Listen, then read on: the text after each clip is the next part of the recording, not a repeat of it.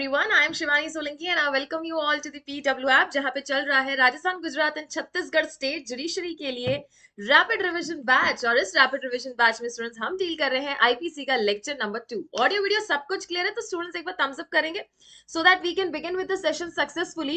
And कल की class के रिगार्डिंग किसी भी स्टूडेंट को कोई भी डाउट है तो अपना डाउट रेज कर सकते हैं। ओके, सेक्शन नंबर 6 ध्यान रखेंगे, जितनी भी डेफिनेशंस है एक एक डेफिनेशन आपको मुख्य जुबानी याद होना मांगता है। क्यों मैम?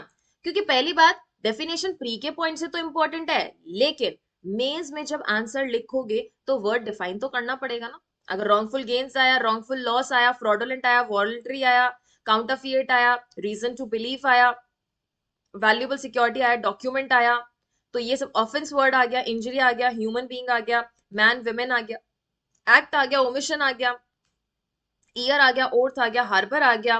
तो ये सारे वर्ड्स आपको पता होने चाहिए। तो डेफिनेशन से कई बार क्वेश्चन आ चुके हैं। सेक्शन नंबर 6 जो कि अब section number 3 sub section 1 of भारतीय न्याय संहिता में जनरल एक्सप्लेनेशन है।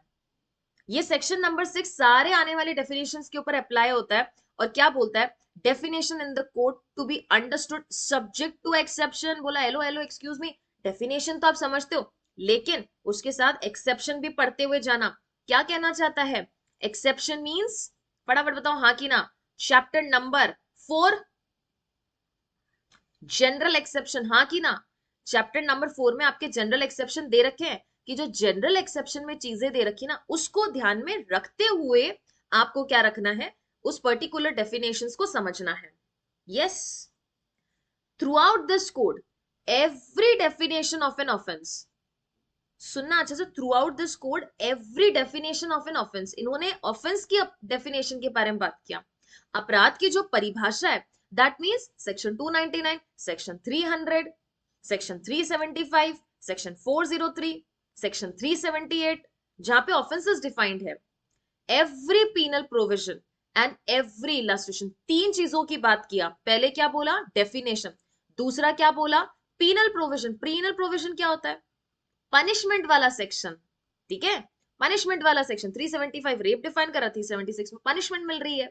एंड एवरी इलस्ट्रेशन, हर एक दृष्टांत, every illustration of every such definition of penal provision shall be understood subject to the general exception contained in the chapter entitled general exception। ये सब चीजों का मतलब आप वही समझेंगे जो उस पर्टिकुलर प्रोविजन में दे रखा है, लेकिन subject to general exception. General exception जो आपके अपवाद दे रखे हैं उनके साथ साथ आपको पढ़ना है, अलग अलग नहीं पढ़ना है।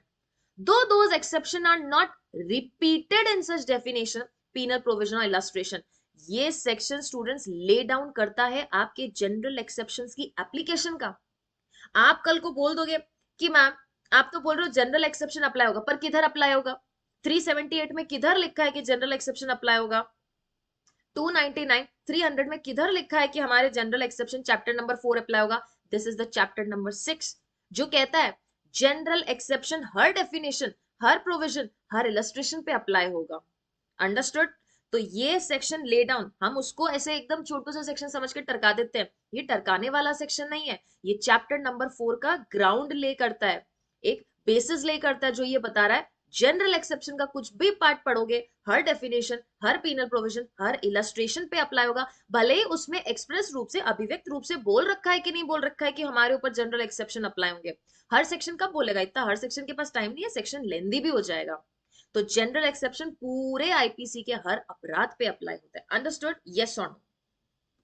आज से दूंगी मैं बेटा, अंकिता जी आज से क्वेश्चंस देंगे। कल की क्लास में तो हमने कुछ इंट्रोडक्टरी बेसिक चीजें डील की थी, ठीक है। आज की क्लास में आपके लिए मेंस का क्वेश्चन है, डोंट वरी, ठीक है। मेंस का क्वेश्चन भी रहेगा। कल मैं आपको क्लास स्टार्ट होने से पहले होमवर्क डील करके कर दे दूंगी, ठीक है। क्लियर है?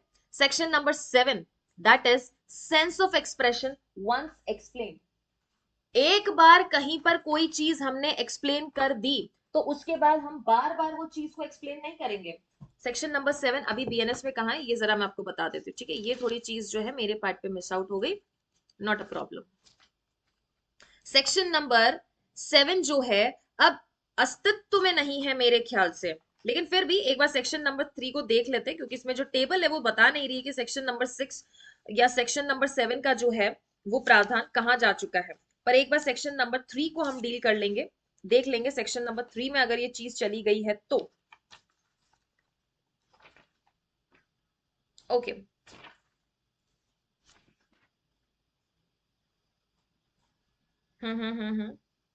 Yes, it is now covered under section number 3 का सबसेक्शन 2 ऑफ भारतीय न्याय संहिता। सेक्शन नंबर 3 का सबसेक्शन 2 में आपका सेक्शन नंबर 7 जा चुका है। मतलब कि सेक्शन नंबर 3 ने काफी सारे सेक्शंस को लेके बैठा, सिर्फ 3 नहीं, आगे आपको स्पाउस और क्लर्क और इनकी डेफिनेशंस भी दिखने वाली है। कहीं कॉन्ट्री इंटेंशन अपीयर हो रहा है तो उसका मतलब क्या है, वो भी आपका सेक्शन नंबर 3 में जा चुका है। Section number 7 is now covered under section number 3 subsection 2। और सेक्शन नंबर 3 सबसेक्शन 1 में क्या जा चुका है, आपका ये डेफिनेशन का पार्ट जा चुका है। क्या बोलता है, every expression which is explained in any part of this code is used in every part of this code in conformity with the explanation. Every expression which is explained in any part of the code, कोई भी word को इस particular IPC में कहीं पर भी explain किया, is used in every part of this code in conformity with the explanation. आपको उस एक्सप्लेनेशन का मतलब वही समझना है जो कि उस एक्सप्लेनेशन में बता रखा है, उसके अतिरिक्त कुछ नहीं समझना है।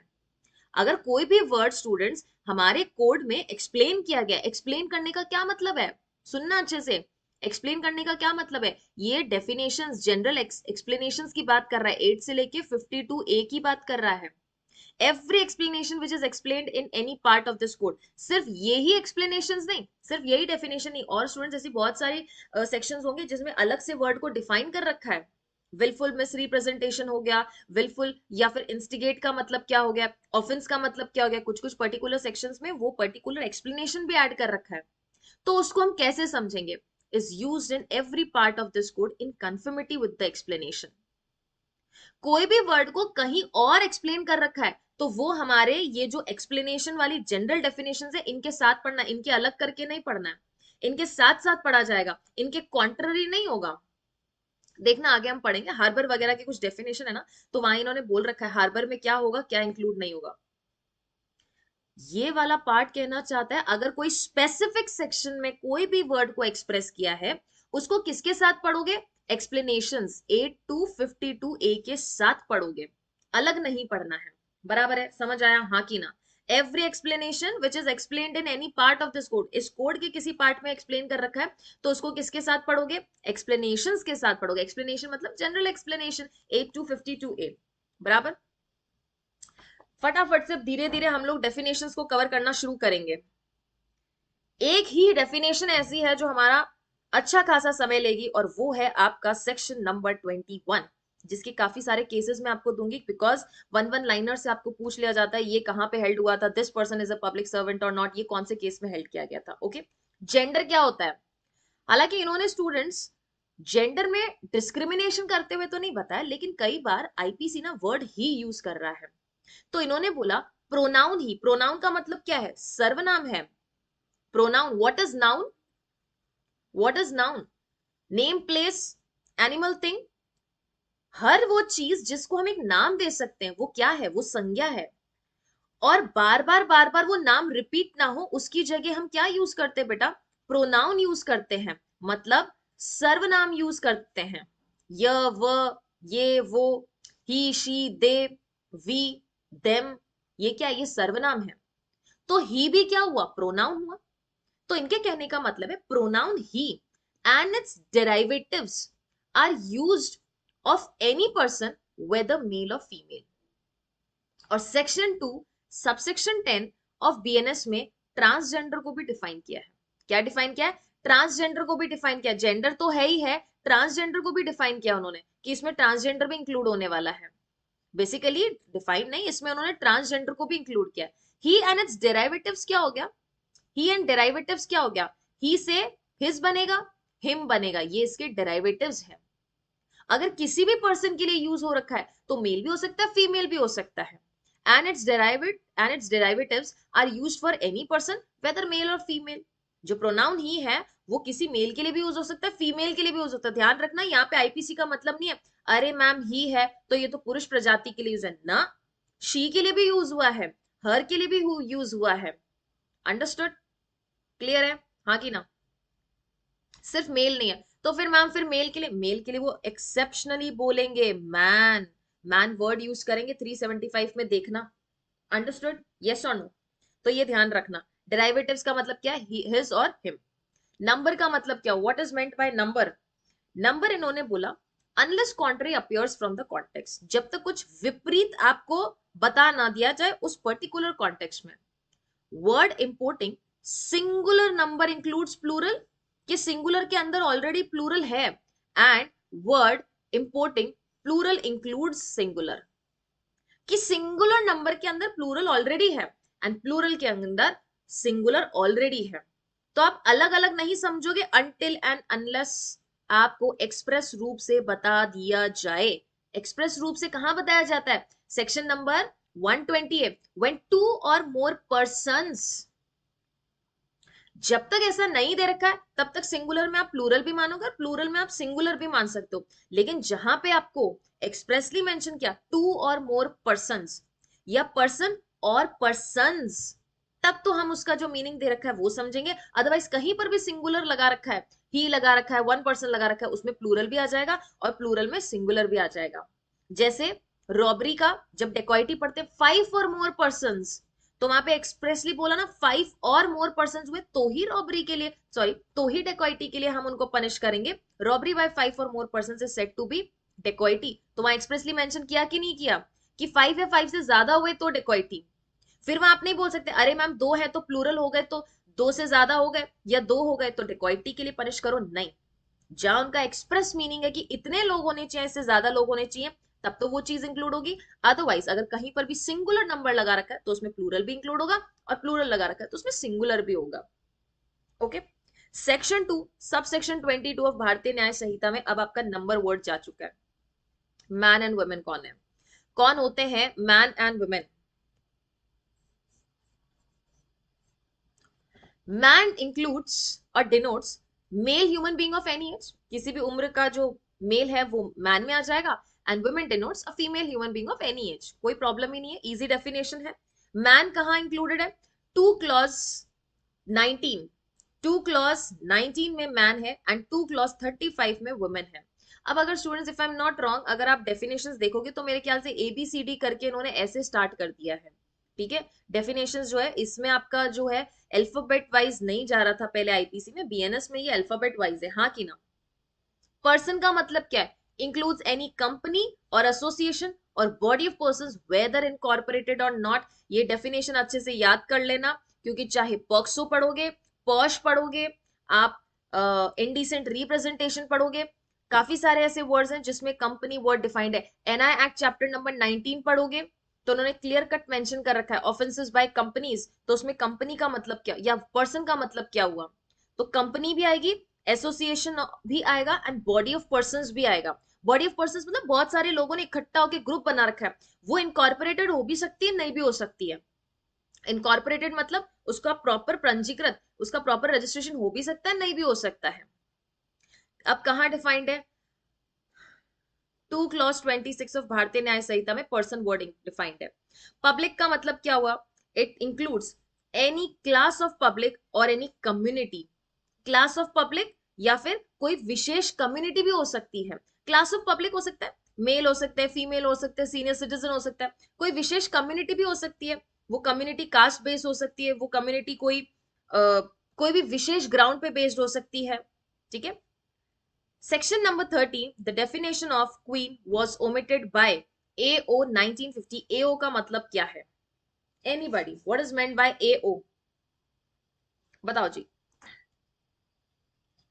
AO का मीनिंग हमने धर्मा बैच में डिस्कस किया था, किसी भी स्टूडेंट को AO का मीनिंग पता है तो बताएंगे। यहां तक सबको क्लियर है?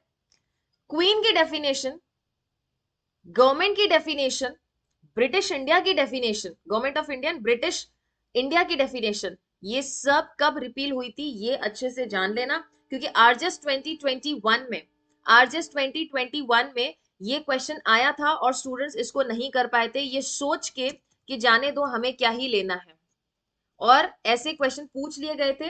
हालांकि स्टूडेंट्स ऐसे क्वेश्चन का कोई खास यू नो मतलब है नहीं कि ऐसे चीजें जो है क्यों पूछी जाती है। हाँ जी, ओके। क्या 218 मैन डिफाइंड है? बताओ क्या समस्या हो गई मैन में? मैन 218 का है बेटा, 219 है। मैन की डेफिनेशन देखो सभी स्टूडेंट्स, 219 में बेटा मैन तो 2 219 ही तो है, 218 नहीं है बेटा, 219 है मैन। क्या समस्या हो बताओ रितु जी। ठीक है, the question you are going to give today be found in notes only, yes. इसी पीडीएफ में आपको वो क्वेश्चन भी मिलेगा और नेक्स्ट क्लास में पीडीएफ में ही आपको उसका आंसर मिलेगा। ठीक है, yes, adoption order, so it will be और 1950। ध्यान रखना इस पर्टिकुलर ऑर्डर से क्वीन वर्ड को क्या कर दिया गया है, ओमिट कर दिया गया है, रिमूव कर दिया गया है। बराबर है, राइट संजू जी? हाँ जी, जज क्या होता है? हु इज अ जज? जज वो नहीं जो दुनिया बैठ के आपको करती है ना। जज का मतलब हमारे जजेस एंड मजिस्ट्रेट्स की बात कर रहे हैं। तीन लोगों के बारे में बताया, अच्छे से ध्यान रखना, सिर्फ यहां तक डेफिनेशन पढ़ के लिख के आ जाते हो, बाकी दो चीजें कौन पढ़ेगा? इट सेज जज denotes not only person who is officially designated as judge but also every person first and second। सिर्फ वो पर्सन नहीं बेटा जो कि ऑथोराइज्ड है जजमेंट देने के लिए, जिसको हम एज ए जज समझते हैं, but who is empowered by law to give, जिसको लॉ ने प्राधिकृत किया या एम्पावर किया, किसके लिए? In any legal proceeding, civil या क्रिमिनल हो सकती है। अ डेफिनाइट जजमेंट, जो जजमेंट दे सकता है, और judgement which if not appealed, या ऐसा जजमेंट जिसको अगर हमने अपील नहीं किया वुड बी डेफिनेटिव, डेफिनेटिव मतलब जो फाइनल रहेगा, और judgement which if confirm by some authority would be definitive. हर वो पर्सन जिसको लॉ ने प्राधिकृत किया कि वो जजमेंट दे सकता है, और अगर वो जजमेंट अपील में नहीं गया तो वो फाइनल माना जाएगा, ऐसा जजमेंट है तो हम बोलेंगे कि वो जज ने जजमेंट दिया है और वही पर्सन जज है। या फिर ऐसा जजमेंट है जो कि आगे जाके कंफर्म हुआ है, कंफर्म हुआ है मतलब जिसको हमने अपील किया, अपील किया और वो जजमेंट किसी और अथॉरिटी में कंफर्म किया, तो एपेलेट अथॉरिटी में सुपीरियर अथॉरिटी तो आपके जजमेंट को कंफर्म करती है, हाँ कि ना? तो अगर सुपीरियर अथॉरिटी ने भी उस जजमेंट को कंफर्म किया है, तब वो जाके कंफर्म हो रहा है या डेफिनेटिव बन रहा है, फाइनल बन रहा है, तो भी ये जो लोअर कोर्ट जो पर्सन ने बैठे ने जजमेंट दिया है वो पर्सन जज कहलाएगा। फॉर एग्जाम्पल मान लो अगर मैं बैठी हूं तो, ठीक है, आई विश आप बैठो, ठीक है, चलो आप ही का एग्जाम्पल ले लेते हैं। मान लो विश्वास जी हैं, वो जाके एक पर्टिकुलर चेयर पे बैठते हैं, जज की कुर्सी है, judicial magistrate first class, decision देते हैं। पहली बात तो वो एज ए जज डेजिग्नेटेड है, गवर्नर ने अपॉइंटमेंट की है उनकी। और दूसरी चीज क्या है, सिविल या क्रिमिनल प्रोसीडिंग में वो जजमेंट दे रहे हैं, जैसे ही उन्होंने जजमेंट दिया, जैसे ही वो जजमेंट फाइनल होता है वो जज है। अगर उनके जजमेंट के थ्रू या उस जजमेंट को अपील किया गया है और हायर कोर्ट ने भी उस डिसीजन को डेफिनेटिव, हम कहते हैं कि फाइनलिटी दी है, फाइनलिटी दी है, वो बेटा कॉन्ट्ररी भी हो सकता है, वो कंफर्म भी कर सकते हैं, जो भी उन्होंने डिसीजन दिया उसको फाइनलिटी दी है, तो जिस पर्टिकुलर पर्सन के कोर्ट से वो जजमेंट गया है, अपील हुई है, तो वो पर्सन जज होगा। और मान लो विश्वास जी ने जो डिसीजन दिया, जजमेंट दिया, उसको आगे अपील ही नहीं किया गया, तो वो जजमेंट फाइनल हुआ ना, अपील का टाइम पीरियड खत्म हो गया, वो जजमेंट फाइनल हुआ, वो जजमेंट फाइनल हो जाता है मतलब जिस पर्सन ने जजमेंट दिया वो जज है। बराबर है, क्लियर है? डेफिनेटिव का मतलब फाइनल, डिफाइंड, कंक्लूसिव, नो इधर मगर, किंतु परंतु, डेफिनेटिव। ठीक है, क्लियर है? Next, who is one of body और persons, which body of persons is empowered by law to give such a judgment?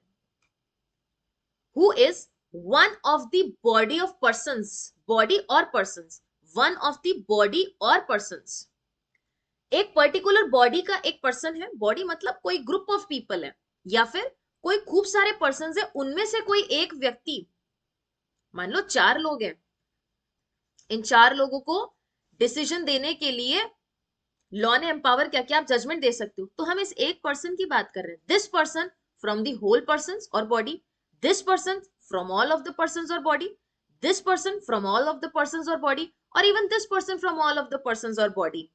ये क्या है जिसको लॉ ने ऑथराइज किया कि आप जजमेंट दे सकते हो। तो ये हर एक व्यक्ति क्या हो गया, ये भी हर एक व्यक्ति जज हुआ।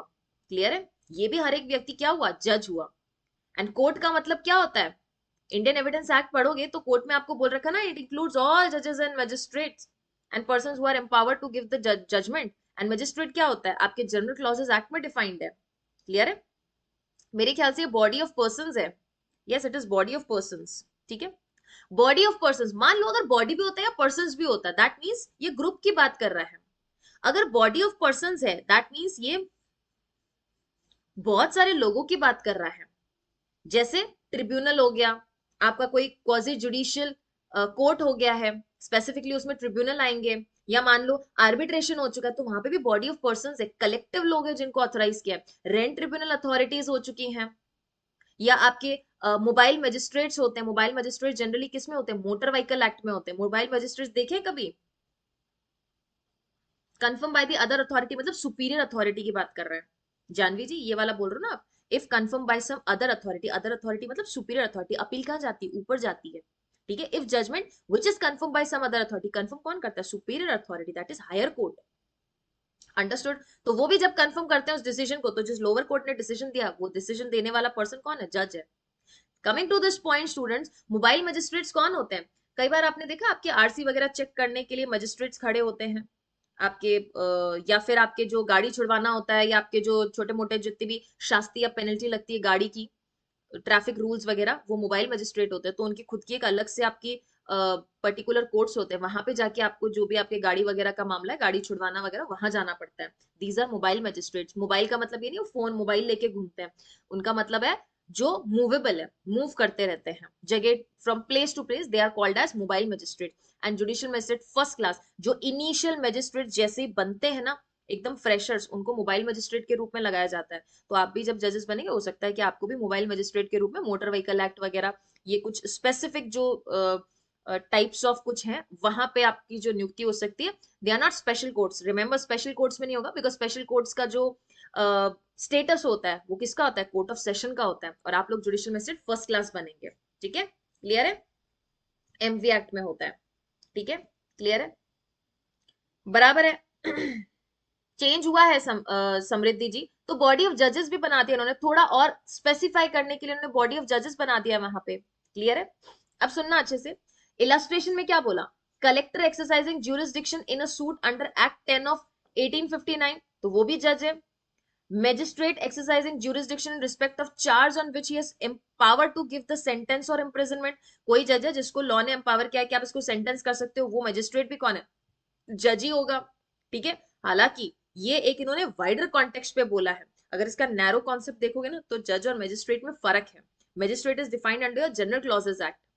मेंबर ऑफ पंचायत, जिसको एम्पावर कर रखा है रेगुलेशन एक्ट के थ्रू कि वो कोई भी ऐसी सूट को डिटरमाइन कर सकते हैं। बेटा एम्पावरमेंट करना जरूरी है, लॉ स्पेसिफिकली उनको एम्पावर करे।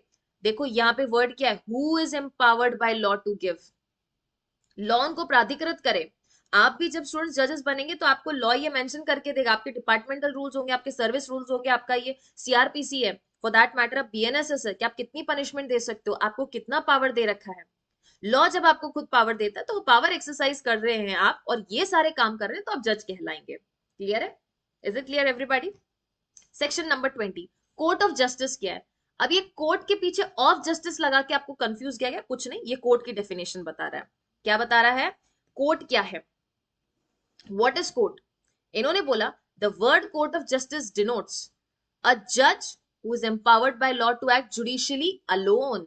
पहले क्या बोला, ऐसा जज जो कि एम्पावर्ड है जुडिशियली एक्ट करने को। जुडिशियली एक्ट करने को मतलब जुडिशरी के सारे पावर्स जो एक्सरसाइज कर सकता है, मतलब बेल ग्रांट करने का पावर, अरेस्ट करने का पावर, वारंट जारी करने का पावर, समन जारी करने का पावर, किसी पर्सन को पनिशमेंट देने का पावर, कोई ऑर्डर देने का पावर, किसी जो है एविडेंसेस लेने का पावर, पर्सनली जो है आपके जितने भी अक्यूज या विटनेसेस है उनको एग्जामिनेशन करने का पावर, इन्वेस्टिगेशन जो है वो स्टार्ट करने का पावर नॉन कॉग्निजेबल ऑफेंस में। तो जज who is empowered by law to act judiciously judicially alone, और बॉडी ऑफ जजेस which is empowered by law to act judicially as a body. या तो वो जज सिंगली उसको बोला, या सेकंड बॉडी ऑफ जजेस, बेंचेस वगैरह क्या होती है, ये बॉडी ऑफ जजेस है बेटा, उनको लॉ ने ऑथराइज किया ना कि आप बैठ के यहाँ पे डिसीजन दे सकते हो, तो वो बॉडी है, वो एक प्रकार की बेंच है। व्हेन सच जज और बॉडी ऑफ जजेस एक्टिंग जुडिशियली। इन्होंने बोला ये टेस्ट डिटरमाइन करना, अगर आपको बैठ के सोचना है कि ये पर्सन पब्लिक सर्वेंट है कि नहीं है, weather a person is a public servant और नॉट, दो टेस्ट है। पहला आपको देखना बेटा उसको सैलरी कहीं से मिल रही है, ही इज इन सर्विस और पे ऑफ गवर्नमेंट और नॉट, वो क्या गवर्नमेंट की सर्विस में है कि नहीं है, दैट इज गवर्नमेंट डिपार्टमेंट है कि नहीं है। दूसरा उसका जो पेमेंट आ रहा है वो सरकार के उससे रेवेन्यू फंड से आ रहा है कि नहीं आ रहा है। एंड सेकेंड पॉइंट क्या बोल रखा है, जो वो काम कर रहा है क्या उसका पब्लिक ड्यूटी है, क्या उसका नेचर कैसा है, लोक हित के लिए कार्य कर रहा है कि नहीं कर रहा है, परफॉर्मेंस पब्लिक ड्यूटी की नेचर की है कि नहीं है। अंडरस्टूड? बराबर है? बराबर। अब ऐसे कुछ भी नाम अगर हम लगा दें, बोले कि रोड मेकिंग लेबर जो है पब्लिक सर्वेंट नहीं है, ऐसे कैसे आ जाएगा बेटा, मजदूर और वर्कर्स जो है उसको से पब्लिक सर्वेंट में थोड़ी डाल देंगे। यू हैव टू कंसिडर कि वो क्या कॉन्ट्रैक्ट बेसिस पे है, कि वो किस किस पर्टिकुलर कॉन्टेक्स्ट में उनकी नियुक्ति हुई है, अपॉइंट हुआ है, किस प्रकार की ड्यूटी है, बहुत सारी चीजें जो कंसिडर करेंगे ना। क्लियर है ना? विजिबल है भावना जी? क्यों नहीं विजिबल है? चले आगे एवरीबॉडी। ओके, रुद्रांश जी डन है। मूवेबल प्रॉपर्टी, और कहां डिफाइंड है मूवेबल प्रॉपर्टी? बोलो जी, और कहां कहां डिफाइंड है movable property? Movable property are intended to include corporeal property of every description। एक तो लाइन टेढ़ी हो जाती है। corporeal property of every description, corporeal property means which can be touched, incorporeal which cannot be touched। incorporeal में क्या आता है, आईपीआर आ जाता है, ट्रेडमार्क आ जाते हैं, पेटेंट्स आ जाते हैं। तो corporeal property of every description movable property में आ गया। हर वो प्रॉपर्टी जिसको हम टच कर सकते हैं, फील कर सकते हैं, that is movable property. This mouse is a movable property, yes, except land, things attached to the land, or permanently fastened to anything which is attached to the land। जमीन touch तो कर सकते हो पर move नहीं कर सकते। Things attach to the earth, earth से कोई चीज अटैच्ड है, बेटा पोल है, गड्ढा खोद के पोल अटैच किया। ट्री है, वो ऑटोमेटिकली, देखो ट्री अब या तो आप खुद से बो सकते हो या वो अपना आप नेचुरल ग्रो हो, वो भी इमूवेबल प्रॉपर्टी में आएगा। But the moment it is सिवियर्ड from the earth, theft की डेफिनेशन पढ़ेंगे, जैसे ही उसको हमने धरती से विभाजित किया वो मूवेबल प्रॉपर्टी बन जाता है, and now it can be a subject of theft. Why? क्योंकि थेफ्ट हमेशा मूवेबल प्रॉपर्टी के अगेंस्ट होता है। क्लियर है? और permanently fastened to anything which is attached to the earth, या फिर परमानेंटली जो फास्टेंड है अर्थ से। कैसे परमानेंटली फास्टेंड है? हमने बेटा उसको अटैच कर दिया, मान लो अर्थ से कुछ अटैच्ड है तो उसके साथ, फास्टेंड मतलब फिक्स किया है, fix to anything which is attach to the अर्थ।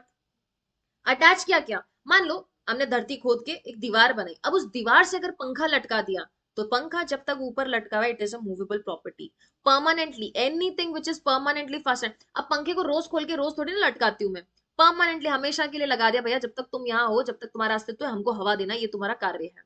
तो that is permanently fastened to anything which is attach to the earth. Earth से फर्स्ट तो हमने लैंड बोला, सेकेंड जो चीज अटैच किया अर्थ को, एंड थर्ड जो चीज अर्थ को अटैच है उस पर हमने कुछ फिक्स कर दिया। पोल हमने अटैच किया था, पोल लगाया, खंबा सीमेंट का पोल बनता है, फैक्ट्री देखिए, वो हमने गड्ढा खोद के उस पोल को वहां लगाया, तो उसको क्या कर दिया, अटैच कर दिया अर्थ से जुड़ गया ना, धरती के साथ वो जुड़ चुका है। अब उसके ऊपर अगर हमने लाइट लगा दी तो जब तक वो लाइट लगी हुई तब तक वो इमूवेबल प्रॉपर्टी है, जैसे ही लाइट को वहां से हटाया वो मूवेबल प्रॉपर्टी कहां जा चुका है, सेक्शन 2 क्लॉज 21 ऑफ बीएनएस। फिर आता है हमारा क्या, यह सेक्शन नंबर 5 टीपीए। ठीक है, बस बेटा रोल थोड़ा सा अलग होता है सिविल और क्रिमिनल कॉन्टेक्स्ट में, बाकी लगभग लगभग सेम है। ठीक है, क्लियर है? मुझे कुछ खास इसमें भावना जी डिफरेंस नजर आता नहीं, हालांकि डिफरेंस ऑफ आपके एक टेबल की डिफरेंस जरूर बन सकती है, अगर आप टेबल का डिफरेंस चाहते हैं तो फिर डिफरेंस या तो मैं प्रोवाइड कर दूंगी वरना आपका सीपीसी की फैकल्टी आपको प्रोवाइड करवा देगी। ठीक है, क्लियर है? चले, wrongful gains and wrongful loss. Wrongful gains मतलब क्या, गलत तरीके से गेन कर लेना। बेटा अगर आप कुछ गलत तरीके से गेन कर रहे हो मतलब आप एंटाइटल्ड हो गया उस चीज के लिए। एक बात बताओ, मैं जा रही थी, आपने मेरा पर्स मार लिया, तो आपको गेन्स हुआ, लेकिन किस तरीके से हुआ बेटा, रॉन्गफुल तरीके से हुआ। क्या आप उसके लिए एंटाइटल्ड थे? एवरीबॉडी, यस और नो? क्या आप उसके लिए एंटाइटल थे? आप उस चीज को लेने के लिए इतनी पात्रता रखते हो कि हाँ भाई वो जो पर्स है सही लिया है हमने, आप एंटाइटल्ड हो? नहीं। ठीक है, मैं प्रोवाइड करवा दूंगी, ठीक है, एक दो दिन बाद मुझे याद दिला देना थोड़ा, ठीक है, बराबर? नहीं, तो वो एंटाइटल्ड नहीं है ना। तो वो पर्सन जो कि अनलॉफुल तरीके से किसी की प्रॉपर्टी हथिया ले, जो कि एंटाइटल्ड नहीं है उस चीज के लिए, वो रॉन्गफुल गेन्स होता है, बराबर?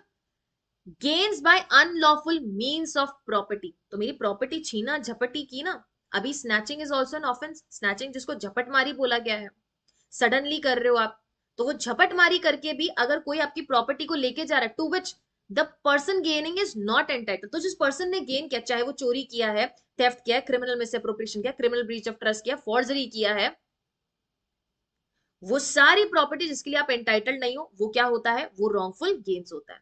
Second is wrongful loss. क्या होता है?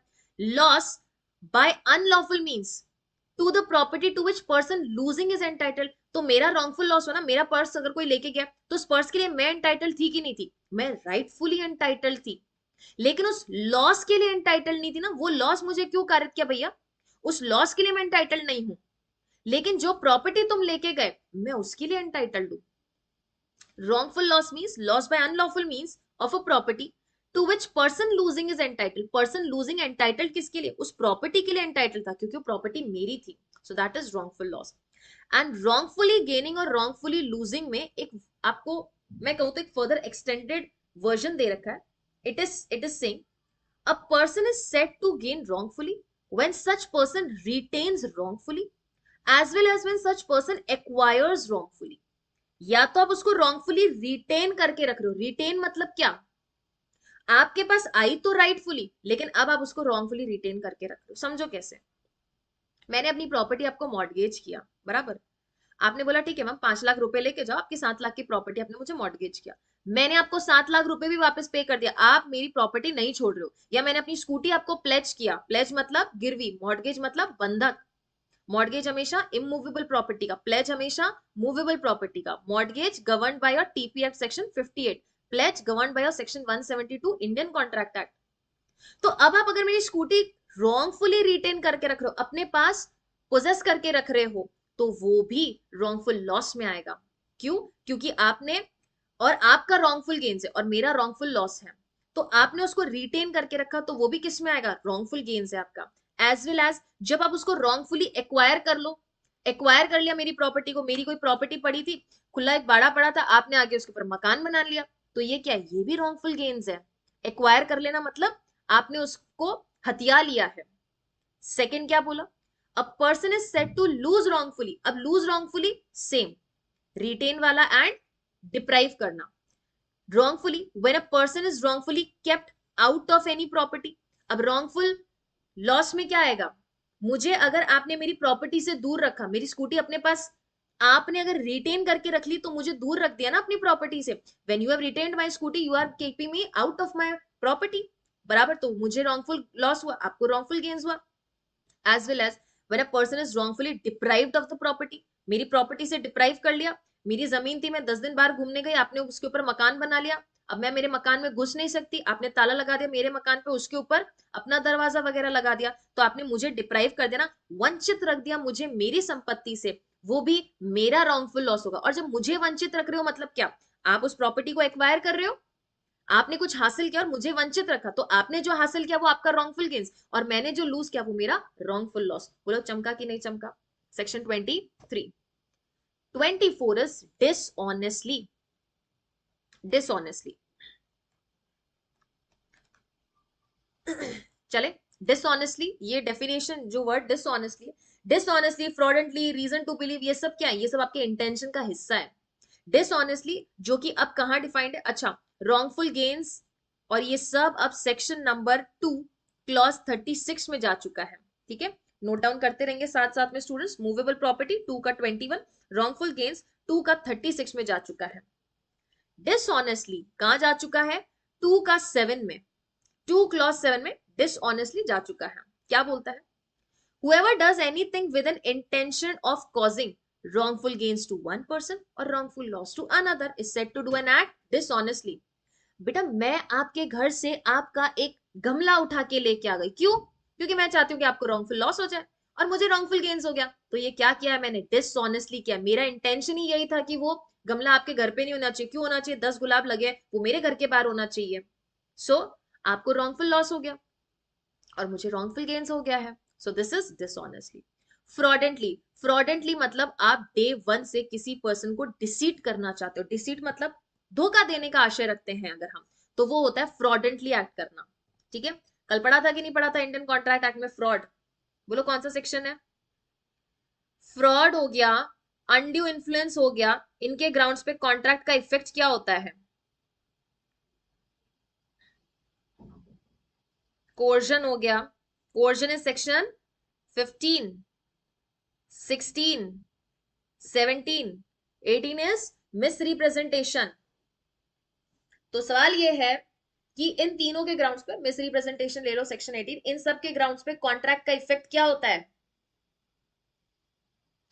और वहां पे जो इंडियन कॉन्ट्रैक्ट एक्ट में इस तरीके से कॉन्ट्रैक्ट में एंटर हुए हो, यहां पे क्या होगा उसका प्रभाव? आप क्रिमिनल प्रोसीडिंग भी लेके आ सकते हो। वॉइडेबल कॉन्ट्रैक्ट होगा कि वॉइडेबल एग्रीमेंट होगा? बोलो जी।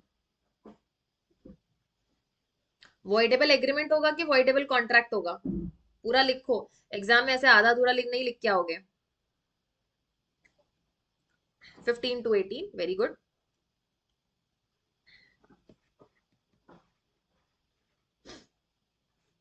बिल्कुल इफेक्ट बताता है आपका। 19 का इफेक्ट, 16 का इफेक्ट कौन बताता है? 19A।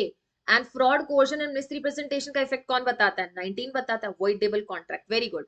Voidable contract means what? It is, voidable contract का, वॉइडेबल कॉन्ट्रैक्ट का मतलब क्या होता है? दैट बेटा suffering party has an option either to accept it or to reject it. Contract which is enforceable at the option of the one party and not of the others. एक party के option पे accept करेगा तो क्या बन जाएगा? Valid contract. और reject करेगा तो, रिजेक्ट करेगा तो क्या बनेगा? बताओ। अगर वॉइडेबल कॉन्ट्रैक्ट्स वही हुआ ना, where is voidable contracts defined? Voidable contracts party और सफरिंग पार्टी के पास ऑप्शन है, वो या तो एक्सेप्ट कर सकते हैं, रिजेक्ट कर सकते हैं। और वॉइडेबल कॉन्ट्रैक्ट्स में आपको कॉम्पनसेशन भी मिलेगा आगे 64 65 अगर आप पढ़ोगे तो कॉम्पनसेशन भी मिलेगा उधर आपको, है ना। And party rightfully rescinding the contracts is entitled to compensation, section 75। Yes, right from start but ceases subsequently, वो तो वॉइड कॉन्ट्रैक्ट हुआ।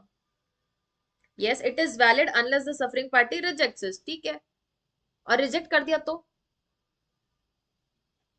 बोलो जी, रिजेक्ट कर दिया तो? रिजेक्ट कर दिया तो वॉइड एग्रीमेंट की void contract, very good, it becomes a void contract. Subsequent stage पे वॉइड कॉन्ट्रैक्ट जिसका जनरल ग्राउंड आपको कहां दिखता है? 56 में, ठीक है। तो ये कुछ चीजें हैं जो ध्यान रखना, सुनना अच्छे से। अभी मैंने बताया क्यों। अगर रिजेक्ट कर दिया पार्टी ने, यहाँ पे क्रिमिनल प्रोसीडिंग लाने का उसके पास आधार बनता है। लेकिन अगर एक्सेप्ट कर दिया, नो ग्राउंड। आपने एक्सेप्ट कर दिया, आपने एक्विसीज कर दिया है, अब आपका ग्राउंड नहीं बनता है यहाँ पे क्रिमिनल प्रोसीडिंग लाने का। रिजेक्ट कर देते हो तो कॉन्ट्रैक्ट का भी इफेक्ट नहीं होगा, क्रिमिनल प्रोसीडिंग भी लेके आ सकते हो। बराबर है? क्लियर है? वैसे कि वैसे अनड्यू इन्फ्लुएंस वगैरह होता है। अनड्यू इन्फ्लुएंस में क्या होता है? रियल एंड एपेरेंट अथॉरिटी एक पर्सन की, डोमिनेंट पोजिशन पे होना चाहिए person. Dominant position that means trust based fiduciary relationship है, या फिर दोनों पार्टीज के बीच संबंध ऐसा है कि एक पर्सन दूसरे पर्सन का फायदा उठा सकता है due to age, illness, mental health वगैरह, उस ग्राउंड्स पे अगर किसी का फायदा उठा सकते हो। Apparent and real authority means what? बेटा यहाँ पे भी देखेंगे हम, क्रिमिनल ब्रीच ऑफ ट्रस्ट वगैरह में भी एक तरीके का फिड्यूशियरी रिलेशनशिप देखने को मिलने वाला है। एपरेंट एंड रियल अथॉरिटी दो तरीके की अथॉरिटी, एक है एपरेंट अथॉरिटी, ऐसा लगता है कि आपके ऊपर मेरी अथॉरिटी है। अगर आप मेरे कोचिंग में आओगे तो आपके ऊपर मेरी अपेरेंट अथॉरिटी है ना।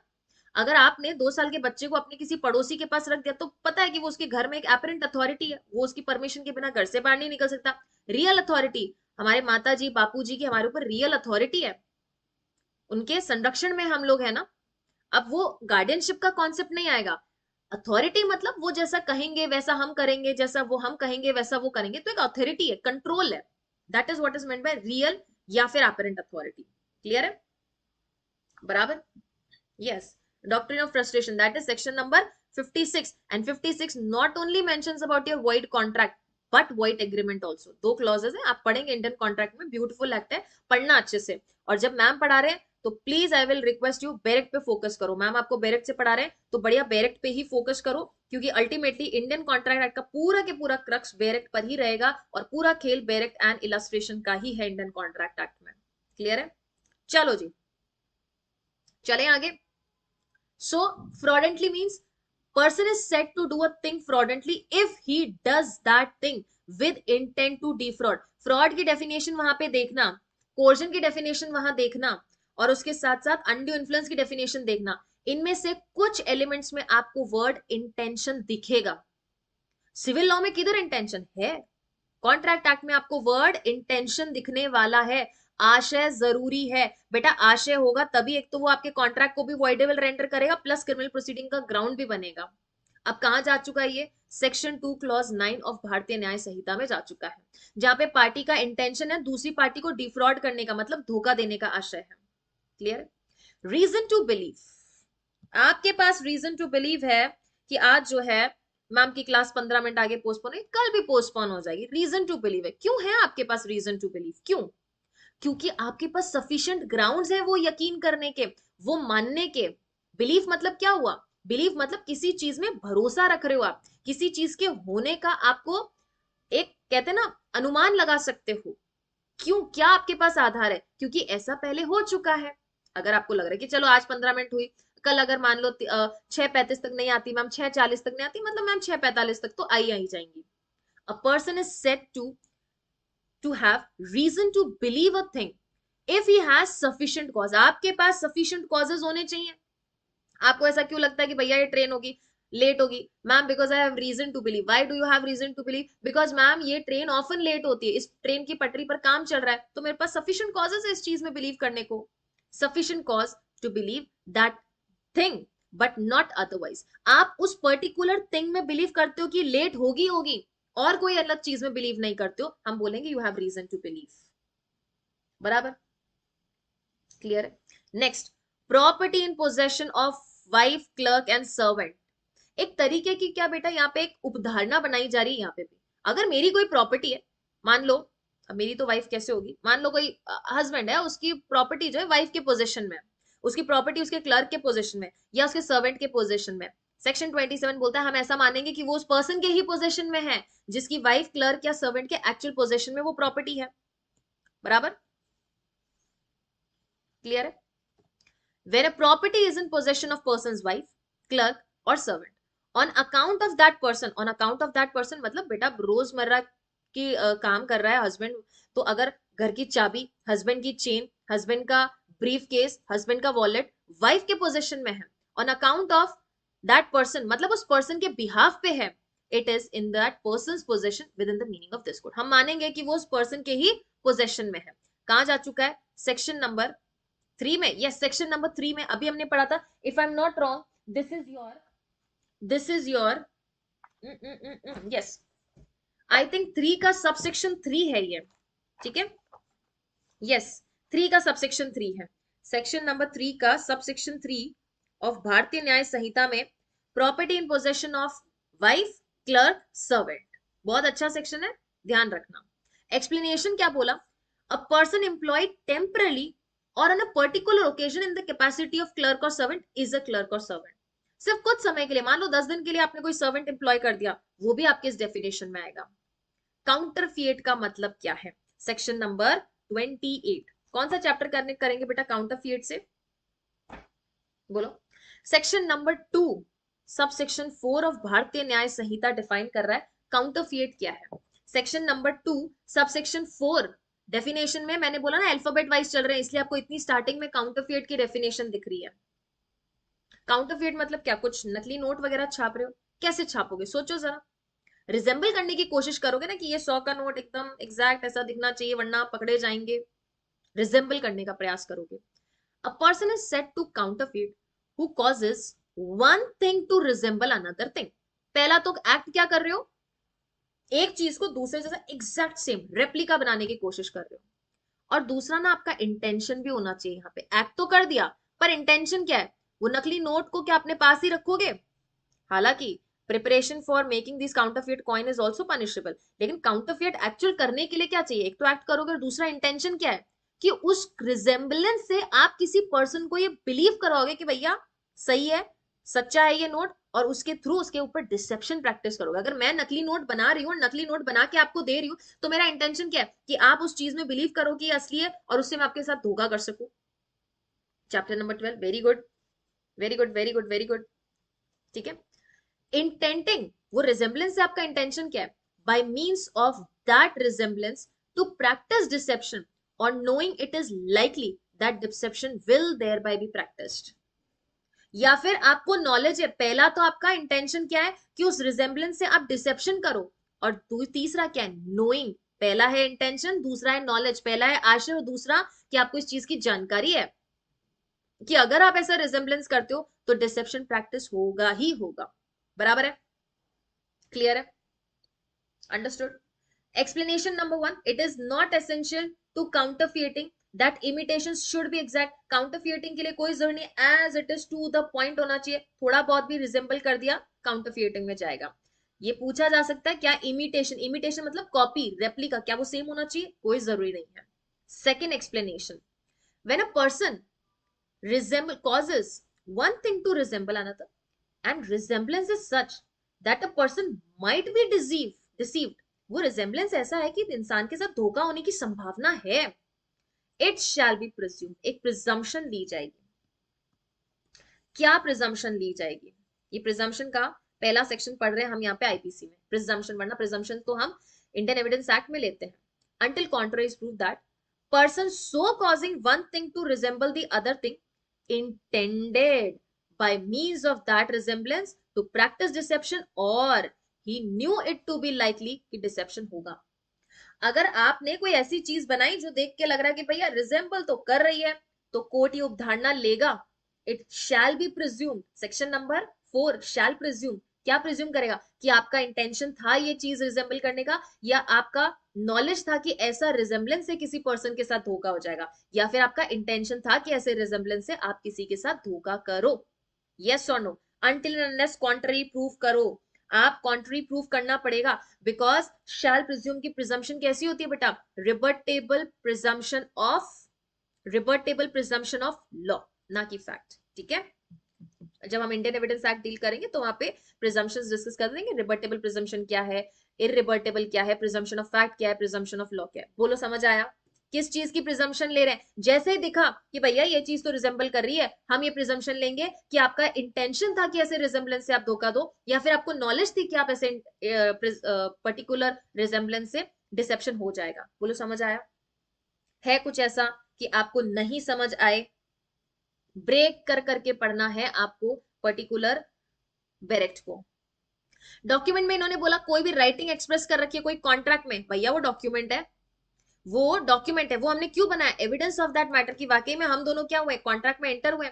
एक cheque upon a banker is a document, मैंने आपको चेक बना के दिया, ये एविडेंस है कि मेरी कोई लाइबिलिटी को मैंने एडमिट किया है एनआई एक्ट के तहत। पावर ऑफ अटॉर्नी एक डॉक्यूमेंट है, क्यों, क्योंकि एविडेंस दे रहा है कि मैंने अपने कोई पावर्स आपको दिए हैं। वो पावर ऑफ अटॉर्नी स्पेसिफिक भी हो सकती है या वो जनरल भी हो सकती है। मैप और plan which is intended to be used as an evidence is a document, कोई मैप है कोई प्लान है जो हमारे पट्टा वगैरह हो चुका है, जो बता रहा है कि इतनी संपत्ति मेरी है, ये पड़ोसी मेरा है, तो वो भी डॉक्यूमेंट है। अ राइटिंग कंटेनिंग डायरेक्शन और इंस्ट्रक्शन इज अ डॉक्यूमेंट, मैंने राइटिंग में आपको कोई इंस्ट्रक्शन दे दिया, बेटा फलाने फलाने स्टूडेंट से क्लास का जो है फीस ले लो, फलाने स्टूडेंट से होमवर्क ले लो, फलाने स्टूडेंट्स की नोटबुक चेक करने का मैंने आपको डायरेक्शन दिया, वो भी एक डॉक्यूमेंट है, क्योंकि उसके तहत मैंने आपको कुछ राइट्स दिए हैं। Now what is a valuable security, valuable security का जिक्र हमको कहां देखने को मिलेगा। अच्छा, डॉक्यूमेंट की डेफिनेशन अभी कहां जा चुकी है, 2(8) में, 2 के 8 में जा चुका है। ओके, वैल्यूएबल सिक्योरिटी कहां जा चुका है, 2 का 31, section 2 clause 31 defines what is your valuable security. Valuable security में इन्होंने ये बोला, एक्सटॉर्शन में वर्ड वैल्यूएबल सिक्योरिटी आपको देखने को मिलेगा।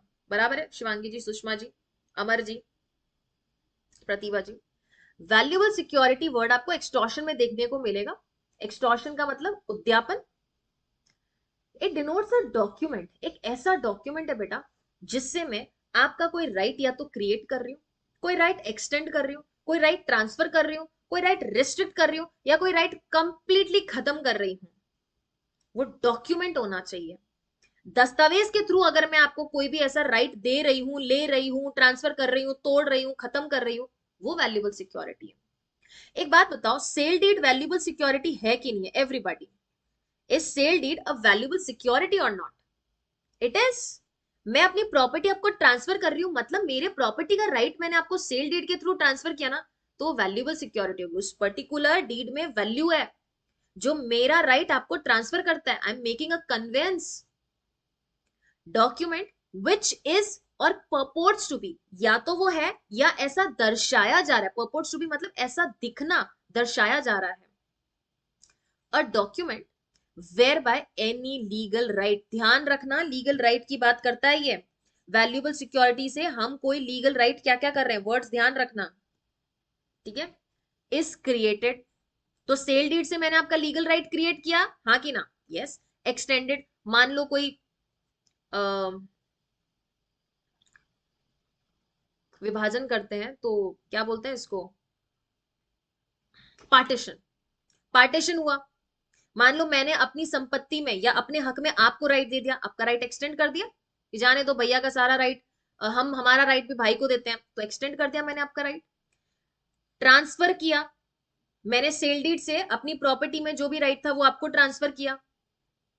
रिस्ट्रिक्ट कर दिया, या फिर आपको बोला no you are only my tenant, आप कोई मेरे साथ पार्टनर नहीं हो उस पर्टिकुलर प्रॉपर्टी में, या को ओनर नहीं हो, आप सिर्फ और सिर्फ टेनेंट हो, तो आपका राइट कम कर दिया ना उस पर्टिकुलर डॉक्यूमेंट से। एक्सटिंग्विश, राइट ही खत्म कर दिया। कोई पार्टनरशिप डीड बनाई हमने और बोला now you are no more the partner of our firm, legal right खत्म। या रिलीज कर दिया आपको, आपको अपनी जिम्मेदारियों से मुक्त कर दिया कि जाइए।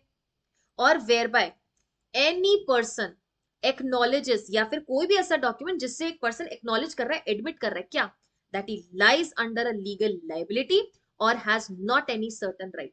या फिर कोई पर्सन ये बोले कि मेरी कोई लाइबिलिटी नहीं है या मेरा कोई अधिकार नहीं है। परिवार में ऐसे कुछ भोले भाले लोग मिले होंगे आपको, जिन्होंने अपने परिवार में बड़े भाई बंधु का ऐसा साइन करके दे दिया, बोला जाओ ब्रदर ये आपकी प्रॉपर्टी, मैं इस प्रॉपर्टी में कुछ नहीं मांगता हूं, वो भी वैल्यूएबल सिक्योरिटी है। ठीक है, क्लियर है? कुछ ऐसे प्राणी देखे कि नहीं देखे अपने जीवन में, भाइयों के लिए बहुत प्यार, अच्छी बात है, होना चाहिए, लेकिन जो आपका हक है वो तो आपने लेना चाहिए ना। मैम टिपिकल फीमेल्स वाली बात कर रहे हो आप, बेटा हक तो सबका होता है ना। योर राइट डजंट मीन्स कि anybody can infringe your right, है ना। आपका हक है, अच्छी बात है, आपके पास बड़कपन है और आप ये उम्मीद करते हैं कि आप सफिशिएंट है, आप खुद कर सकते हैं अपने जीवन में, तो कोई जरूरी नहीं है हर बार अपना हक लेने का। मुझे लगता है कि हक एक्सरसाइज करना अच्छी बात है, लेकिन जो नीडी व्यक्ति है अगर उसको ऐसी जरूरत है और आप सेल्फ सफिशिएंट हो तो जाने दो, ठीक है। खैरात में कितना लोग है, कमाया हुआ काम आता है ना, जो अपन कमाएंगे वो काम आएगा, कब तक पूर्वजों का कब तक चलाएंगे, तो जो आप कमाओगे वो आपकी अगली जनरेशन को काम आएगा, क्योंकि हमारी जनरेशन में भी तो हमारे पूर्वजों ने भी तो कुछ किया, वही तो हमारे काम आ रहा है। अंडरस्टूड? यस। अरे बिल्कुल है सौम्या जी, है ना। मैं आप खुद को अपना फैमिली का लाइव एग्जाम्पल आपको दे रही हूँ, तभी तो बोल रही हूँ। तो कागज जब जब जब जब सामने आता है तो आपको परिवार में ऐसे वो द्वंद देखने को मिलते हैं, साइन कर कैसे दिया, क्यों किया, मैंने मना किया था, है ना। तो वो सब चीजें क्या है, उससे भी अगर आपने लिख के बोला कि मैं फलाना फलाना पर्सन फलाना फलाना राइट जो है उसमें से एक्सटिंग्विश करता हूँ, इस प्रॉपर्टी में कुछ भी नहीं मांगता हूँ, ये भी वैल्यूएबल सिक्योरिटी है, क्योंकि उसने अपनी लीगल राइट को खत्म करने का वहां पे जिक्र किया है। अंडरस्टूड? सारी डेफिनेशन आज होगी जतन जी। इलस्ट्रेशन, क्योंकि मुझे पता है अभी आपको ये हो सकता है खारा लग जाए कि अरे मैम ज्यादा बैठा रहे हो, लेकिन बाद में you are going to appreciate कि चलो मैम ने सब कुछ कराया, स्किप नहीं करवाया, ठीक है। क्योंकि आप मेरे पास तो 2.5 महीना है आपको पढ़ाने के लिए, लेकिन आपके पास तो आगे 7-8 महीना है ना पढ़ने के लिए, तब फिर खरी खोटी सुनाओगे कि अरे मैम ने कवर नहीं कराया, ठीक है। अच्छे से सुनो। A writes is name on a back of bill of exchange. Bill of exchange क्या होता है, मैं आपको एक बिल ऑफ एक्सचेंज दे रही हूँ जहां पे आई एम आस्किंग यू कि ये पर्टिकुलर अमाउंट फलाने फलाने डे पे आप आके मुझसे ले सकते हो, तो जो भी निश्चित समय या जगह दे रखा है उस दिन आप आके मुझे वो बिल ऑफ एक्सचेंज दीजिए, मैं एक्सेप्ट करूंगी, I will pay you for that, okay. या फिर I can tell some other person कि आप ये बिल ऑफ एक्सचेंज आके उस पर्सन के सामने दे दीजिएगा, वो पर्सन एक्सेप्ट कर लेगा, वो आपको पेमेंट दे देगा, ठीक है। ए ने अपना नाम लिखा बिल ऑफ एक्सचेंज के पीछे। As the effect of such endorsement, endorsement मतलब ऐसा लिखने का प्रभाव या ऐसा ठप्पा लगाने का प्रभाव क्या है, is to transfer the rights to the transfer to the bill to any person who may become the lawful holder of it the endorsement is a valuable security. जब उसके ऊपर ठप्पा लगा के ये बोल रहा है कि जिस भी पर्सन के हाथ में ये बिल ऑफ एक्सचेंज आएगा, ये पर्टिकुलर राइट जो है मैं उसको देता हूं, मतलब ये अमाउंट मांगने का हक उसका होल्डर का हक होगा। होल्डर मतलब जिसके हाथ में बिल ऑफ एक्सचेंज लहराता हुआ आया, उसका राइट होगा कि वो यहाँ पे हमसे वो अमाउंट मांग सकता है, बराबर। So that is bill of exchange. Will क्या है, कई बार एग्जाम में पूछ लिया जाता है। ये डेफिनेशन कहां जा चुकी है, 2 क्लॉज 34 ऑफ भारतीय न्याय संहिता कहता है it denotes any testamentary document. Testamentary document मतलब क्या हुआ, दैट मीन्स आपने खुद उस पर्टिकुलर डॉक्यूमेंट को, उस पर्टिकुलर इंस्ट्रूमेंट को बनाया है। अ पर्सन डाइंग इंटेस्टेड का मतलब क्या है, बिना विल बनाए, बिना पार्टीशन किए जब पर्सन की डेथ हो जाती है वो होता है डाइंग इंटेस्टेड। लेकिन not dying intestate, making a testamentary document मतलब अपना वसीयत बंदोबस्त अपने मृत्यु उपरांत करके गया है व्यक्ति, that is said to be a testamentary document, बराबर। समझ आया what is meant by testamentary document, it is a will जहां पे आप नहीं, सॉरी टचवुड, कोई व्यक्ति अपने मरने से पहले ही अपनी संपत्ति का प्रॉपर जो है डिस्पोजिशन ऑलरेडी करके गया है। Very beautiful section, section number 32, words referring to acts includes omission. याद है बेटा हमने एक्टस सीरीज की बात की थी, किसकी बात की थी, एक्टस रिस नीसी मेंसिट्रिया वाला, एक्टस नॉन फैसिट्रियम नीसी मेंसिट्रिया, बात की थी कि नहीं की थी। उसमें हमने बोला कोई एक्ट अगर किया जो कि इलीगल है, क्राइम की डेफिनेशन में आता है पनिशमेंट मिलेगा, या फिर अगर आपने कोई ओमिशन भी किया, अगर आपने कोई ओमिशन किया और ओमिशन भी कैसा, इलीगल, तो वो भी पनिशमेंट की कैटेगरी में आएगा। सेक्शन नंबर 32 यही कहना चाहता है कि ब्रदर एक्ट के अंदर इलीगल ओमिशन भी आएगा, एक्ट के अंदर इलीगल ओमिशन भी आएगा in every part of this code except where contrary intention appear. ये जो लाइनें आती है ना, ये except where the contrary intention appear, मतलब जब तक कुछ विपरीत एक्सप्रेसली कहा ना जाए तब तक जो मैं कह रहा हूं वो बात मानोगे आप, ये कहना चाहता है। In every part of this code word which refers to acts done extends also to illegal omission. जहां जहां हमने बोला कि कोई फलानी हरकत या फलाना एक्ट पनिशेबल है या फलाना एक्ट ऑफेंस है, वहां पर कोई इलीगल ओमिशन भी उस पर्टिकुलर ऑफेंस की कैटेगरी में आएगा। एक्ट इंक्लूड्स इलीगल ओमिशन, इतना सा 32 कहना चाहता है। और कहां डिफाइंड है, सेक्शन नंबर 3 सबसेक्शन, सॉरी नहीं 3 में सबसेक्शन है, सबसेक्शन 4 ऑफ भारतीय न्याय संहिता। क्लियर है। Section number 33 act and omission का मतलब क्या होता है, इन्होंने बोला एक्ट का मतलब एक्ट तो है लेकिन सीरीज ऑफ एक्ट भी हो सकता है, ओमिशन मतलब ओमिशन तो है, सीरीज ऑफ ओमिशन भी हो सकता है। कैसे, थेफ्ट एक एक्ट है और एक ऑफेंस भी है, लेकिन थेफ्ट कमिट करने के लिए आपने मान लो 10 एक्ट किए। पहले मोटरसाइकिल निकाली, मोटरसाइकिल लेके जहां पे चोरी करनी है वहां गए हम, वहां पे अपने बंदूक निकाली, गेट खोला, गेट खोल नहीं खुला, ताला तोड़ा, हाउस ब्रेकिंग किया हमने, फिर वहां पे खिड़की तोड़ी, अलमारी का ताला तोड़ा, एक एक चीज निकाली, तो ये सारे सीरीज ऑफ एक्ट क्या है, एक्ट में है। एक एक्ट के अंदर सीरीज ऑफ एक्ट हो सकते हैं, एक ओमिशन के अंदर सीरीज ऑफ ओमिशन हो सकता है। So every word or the word denotes as well as word denotes, the word act denotes as well as series of acts as a single act। कि वो वर्ड खुद act खुद को तो denote करता ही है, सीरीज ऑफ सिंगल एक्ट भी है, एक के बाद एक के बाद एक एक्ट भी आपके एक्ट वर्ड में ही आएगा। एंड वर्ड ओमिशन में क्या आता है, series of omission as a single omission. एक के बाद एक के बाद अगर ओमिशन किया आपने तो वो सारे ओमिशन को खूब सारे ओमिशंस नहीं बोलेंगे, सिंगल ओमिशन बोलेंगे। खूब सारे एक्ट्स बोले, खूब सारे एक्ट्स किए तो भी वो वन एक्ट ही माना जाएगा। क्लियर है। चलो सेक्शन नंबर 34 क्या बोलता है, act done by several person in furtherance of common intention. कोई पर्सन एक्ट कर रहा है सेवरल पर्संस के कॉमन इंटेंशन के फर्दरेंस में। क्या बोल रहा है, सेवरल पर्संस के कॉमन इंटेंशन के फर्दरेंस में एक्ट हो रहा है, मतलब मेरा और आपका पहले प्री मीटिंग ऑफ माइंड है। When a criminal act is done by several persons in furtherance of common intention, मतलब हम लोग का इंटेंशन सेम है, जो चीज आप चाह रहे हो वो भी मैं ही चाह रही हूँ, जो प्लान मेरे दिमाग में वही प्लान आपके दिमाग में। What is meant by intention, that is having the plan in mind. Each of such person is liable for that act in the same manner as if it were done alone by him. हर person इसी तरीके से liable होगा जैसे कि उस person ने खुद ने अकेले वो पर्टिकुलर क्राइम किया है। Section number 3 subsection 5 of BNS में अब ये चीज जा चुकी है। इसके रिगार्डिंग स्टूडेंट्स हम कुछ लैंडमार्क केसेस पढ़ने वाले हैं। The very famous case Barendra Kumar Ghosh versus King emperor. Pre में डायरेक्टली पूछा जा सकता है, मेंस में तो आपको लिख के आना ही है। प्री में ये पूछा जा सकता है which is the famous landmark case on common intention. Definitely definitely Pritam ji, ठीक है।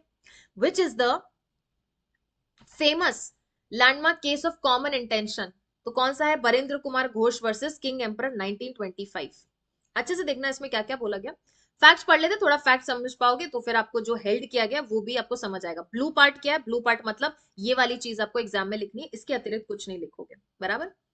To people demanded money from a postman as he was counting the money. कई बार बोलते हो ना मैम, एक आदमी बाहर खड़ा है, सड़क पे खड़ा है, उसने तो अपराध किया ही नहीं, फिर भी वो लायबल होगा, क्योंकि प्री मीटिंग ऑफ माइंड था, एग्जैक्ट मोटिव सेम था, और जिस तरीके से चीजों को कैरी आउट करना है वो सेम था।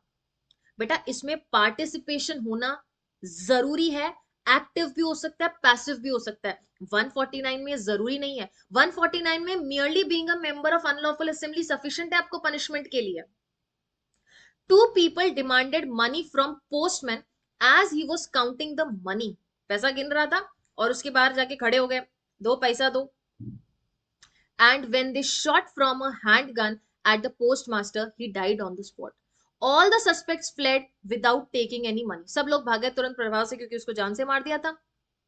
In this instance, Barendra Kumar claimed that he did not shoot the gun and was only standing by. Barendra Kumar ने बोला कि माना मैंने इनके साथ सब कुछ प्लानिंग किया, लेकिन मैंने थोड़ी शूट किया, मैं तो वहां सिर्फ खड़ा था। But the court rejected his appeal and found him guilty for murder under section 302 read with 34 of IPC. Remember this thing, 34 is not a substantive offense. 34 एक मूल अपराध नहीं है प्रीतम जी, it is not a substantive offense, it is a rule of evidence, साक्ष्य का नियम है, ये रूल ऑफ एविडेंस है। ये हेल्प करता है एक कल्पेबिलिटी को डिसाइड करने में, ये अपराध नहीं है। 34 के साथ पढ़ते हुए हमने 302 में पनिशमेंट, सबको एक ही पनिशमेंट दी है। जब 34 लग गया मतलब तुम सबको 302 की सजा मिलेगी, क्योंकि तुम सबका एक ही अपराध था, समझे। 34 लगते same treatment, same punishment, same trial, same offence, same charges, ये फर्क है। अभी पढ़ लेंगे 34 के साथ ही 149 पढ़ लेंगे। अब इसमें कोर्ट ने हेल्ड किया क्या, आपको अगर कहानी पता होगी ना तो क्या हेल्ड किया वो भी अच्छे से याद हो जाएगा। It is not required that all the participants actually participate equally. ये लाइन हो सकता है एग्जाम में दे दिया जाए और बोले बताओ ये किसमें हेल्ड किया गया, Barendra Kumar Ghosh versus King emperor. जरूरी नहीं है सबने इक्वल पार्टिसिपेशन किया हो, पर कुछ तो पार्टिसिपेशन करना चाहिए, एक्टिवली हो, पैसिवली हो, आपने कार प्रोवाइड करी हो, आपने एज अ ड्राइवर की वहां भूमिका निभाई हो, बट कुछ तो पार्टिसिपेशन। प्लान बनाया, फोन पे सबको अरेंजमेंट्स किया, वो भी क्या होगा, वो भी आपके कॉमन इंटेंशन में आएगा। इट इज पॉसिबल टू कंप्लिश मोर और लेस, किसी भी तरीके से आपका कुछ सहयोग होना जरूरी है। सेक्शन नंबर 34 के लिए, 149 के लिए सहयोग होना जरूरी है। बेटा 5 लोग लड़ झगड़ रहे हैं, मैं वहां पे आके कूद के खड़ी हो गई, हाँ हाँ पिटाई करो पिटाई करो, मैंने वहां कोई सहयोग नहीं किया, still I will be punished for being an member of unlawful assembly under 149, ठीक है। However, this does not mean that the individual who did less should be exempted from the blame. His legal responsibility is same. इसका ये मतलब नहीं है कि जिस person ने कुछ छोटा सा काम किया, या वो तो वहां सिर्फ खड़े खड़े उस पूरे प्लान का क्योंकि हिस्सा भी था, वो सिर्फ देख रहा था और ये देख रहा था कोई आ ना जाए, सो व्हाट, आपके उस कार्य करने की वजह से वो ऑफेंस को फैसिलिटेशन मिला है, वो फैसिलिटेट हुआ है, सो फॉर दैट रीजन सबकी लाइबिलिटी सेम होती है। क्लियर है। Pandurang versus State of Hyderabad, very landmark case. Court ने बोला a person can not be held vicariously accountable for the action of another if the purpose to commit the crime was not common. अगर आपका purpose ही common नहीं था ना तो आप लोगों को सेम पनिशमेंट नहीं मिल सकती, सेक्शन 34 नहीं लगेगा। It is not a common intention if there conduct is independent of the act of another, it will be known for the same purpose, it will not be known for the same purpose, not आएगा, ठीक है। सुनना अच्छे से बेटा, मेरा conduct अलग है, आपका कंडक्ट अलग है, दोनों सेम टाइम पे बैंक पे घुसे, मान लो मारपीट दोनों ने की मिलके, लेकिन मैंने इसलिए मारपीट की क्योंकि उसने मेरा फंड जो है मुझे नहीं दिया, चेक नहीं दिया। आपने इसलिए मारपीट की क्योंकि आपको बैंक लूटनी थी। तो दोनों का कंडक्ट अलग है, दोनों का इंटेंशन सेम नहीं है, हरकत भले सेम हो, या वहां पे जाने का इंटेंशन या मोटिव अलग हो सकता है, कोई प्री प्लानिंग नहीं थी, पीट दोनों ही रहे, आपने बंदूक से पीटा, मैंने लठ से पीट दिया। सो Pandurang versus State of Hyderabad में ये बोला गया, एक पर्सन को दूसरे पर्सन की एक्ट के लिए लायबल नहीं ठहराओगे या उनको कॉमन इंटेंशन में इसलिए नहीं डाल दोगे कि उनका कोई पर्टिकुलर एक्ट से रिजल्ट एक निकला है, पर्पस उन लोगों का सेम है कि नहीं है। अगर उनका पर्पस ही सेम नहीं है, इंटेंशन ही कॉमन नहीं है, 34 उनके ऊपर नहीं लगेगा। Ram Bilas Singh versus State of Bihar 1963, court determined that length of punishment for each individual engaged in that conduct with common intention is determined by the type and degree of the offense committed। वो degree और offence जो है वो commit, देखो सुनना अच्छे से, section same लग सकता है बट सेक्शन की जो पनिशमेंट है वो डिफरेंट हो सकती है। सुनना कैसे, अगर कोई पर्टिकुलर सेक्शन है 302 बोल रहा है लाइफ इंप्रिजनमेंट या डेथ सेंटेंस, या बोल रहा है 10 years and life imprisonment, 10 years और लाइफ इंप्रिजनमेंट, तो हो सकता है कि जिसने वहां बंदूक चलाई है उसको लाइफ इंप्रिजनमेंट मिल गई हो 302 के तहत, लेकिन हो सकता है वहीं पे जो दूसरा पर्सन है उसको 302 के तहत 10 साल की सजा मिली हो, बिकॉज सेक्शन तो सेम है, मिनिमम मैक्सिमम पनिशमेंट भी दी जा सकती है। डिपेंड करेगा कि वो जो अपराध में जो मिली भगत तो थी लेकिन किस लेवल की थी।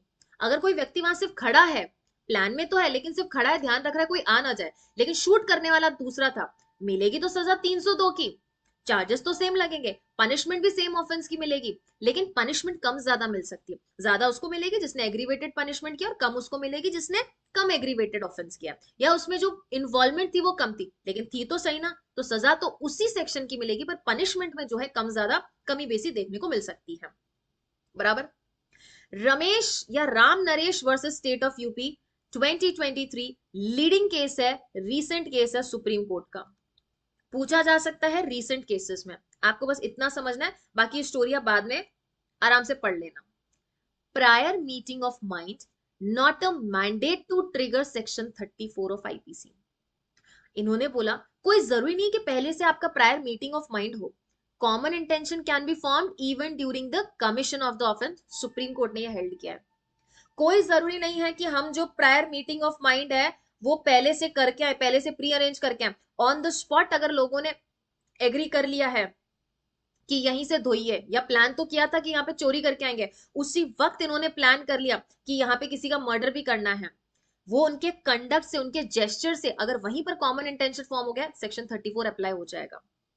प्रायर मीटिंग ऑफ माइंड है तो भी अच्छा, नहीं भी और वहां पे अगर उस चीज के लिए उन्होंने माइंड मीट किया है तो भी सेक्शन नंबर 34 यहाँ पे अप्लाई हो जाएगा।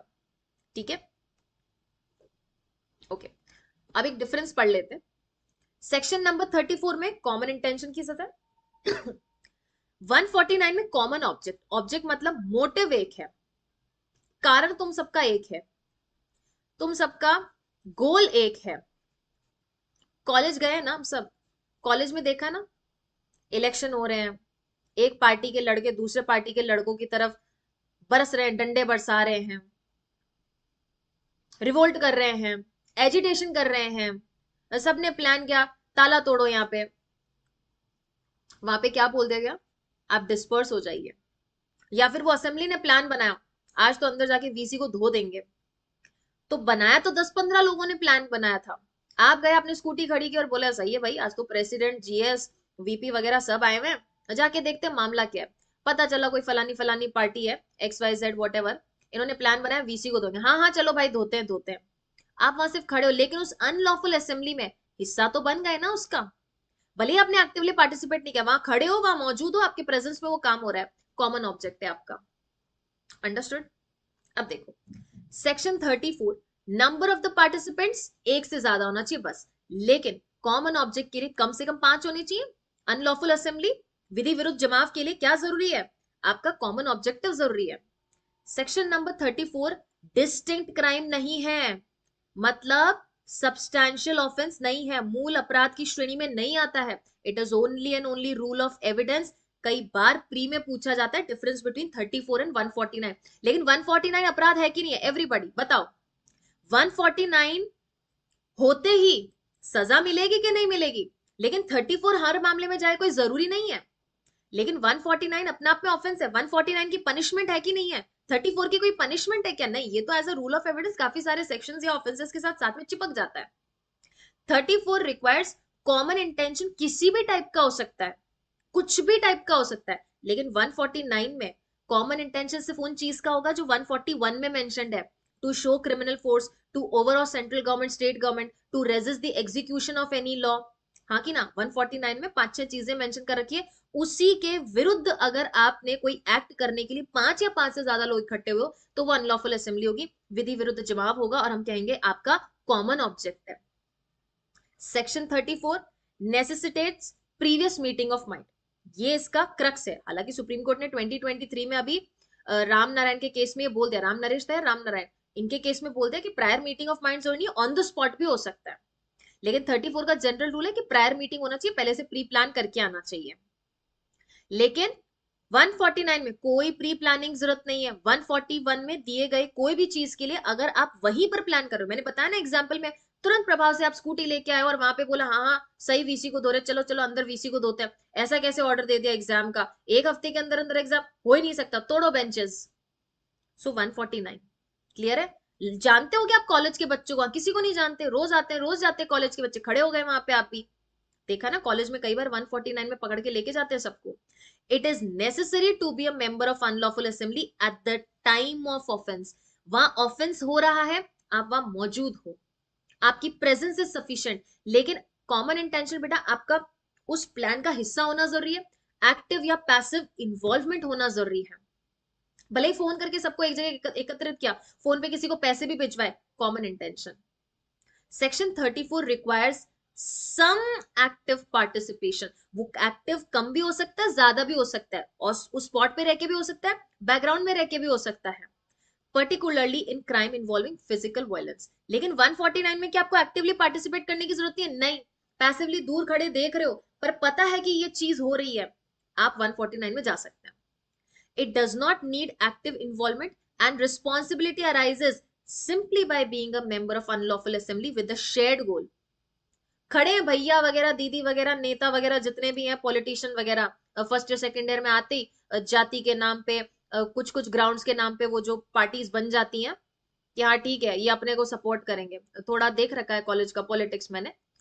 तो the major lacuna behind this is कि बच्चा जो है एग्जाम में या अपने कॉलेज के उस पे चीज पे फोकस ही नहीं कर पाता है, वो पूरी राजनीति में रहता है, बाद में पता चलता है राजनीति आपको कुछ नहीं देने वाली है, कमाना पड़ेगा, काम करना पड़ेगा उसके लिए। एवं एक हवा बन रहा है, कुछ भी होगा लड़के लेके आ जाएंगे, लड़के लाने वाला सिस्टम तो मुझे आज तक समझ नहीं आया। एक 10 लेके आएगा, दूसरा 20 लेके आएगा, फिर पिटाई होगी, फिर वो 30 लेके आएगा, फिर उसको धोएंगे, तो ये 5 4 5 साल तक धुलना धुलना यही चलता रहता है। ठीक है? सो अगर आपका एक शेयर्ड गोल है और आप वहां पे मौजूद हो तो भी आप कॉमन इंटेंशन, कॉमन ऑब्जेक्ट के लिए जाएंगे, किसमें? अनलॉफुल असेंबली में। समझ आया? यस। अब बताओ आपके क्या क्या डाउट्स है, शुरू टॉपिक होता नहीं उससे पहले डाउट्स बताओ। हम्म। मैम ये चोरी करने आया था, मर्डर करने थोड़ी आता, कौन चोरी करने आया था? कौन सा वाला केस बताओ? कहाँ ब्रेक? मैं दिख नहीं रही हूँ रुद्रांश जी आपको? कोई ब्रेक नहीं है, आ गए हम वापस। नहीं नहीं, कॉमन इंटेंशन नहीं, सुनो चित्रा जेठवानी जी, अगर कॉमन इंटेंशन नहीं है तो 34 नहीं लगेगा, 302 लग सकता है, दोनों का कॉमन इंटेंशन नहीं है। अगर मान लो मैं भी बैंक गई हूँ, उसने पर्टिकुलर चेक नहीं दिया मुझे या चेक के विरुद्ध अमाउंट नहीं दिया, तो मैंने उसको पिटाई कर दिया, आप भी वहां खड़े हो, आपने भी उसको धोया क्योंकि उसने आपका बैंक का लोन जो है वो सैंक्शन नहीं किया, कॉमन इंटेंशन नहीं है, हरकतें दोनों की है, पीट दोनों रहे, कॉमन इंटेंशन नहीं, मुझे अलग सजा मिलेगी, आपको अलग मिलेगी। ठीक है? क्लियर है? कॉमन इंटेंशन जरूरी है 34 लगने के लिए। 34 लगने से होगा क्या मैम? 34 लगने से ये होगा सबके विरुद्ध अपराध एक ही लगेगा, चार्जेस एक ही लगेंगे, सेक्शंस में जो पनिशमेंट है वो आपको एक ही लगेगी, पर पनिशमेंट ऊपर नीचे हो सकती है। जो अभी हमने सेक्शन पढ़ा था, पंडुरंग का केस पढ़ा था ना, उसमें यही बोला था पनिशमेंट ऊपर नीचे हो सकती है। कारण क्या है? पंडुरंग का केस था या किसका केस था?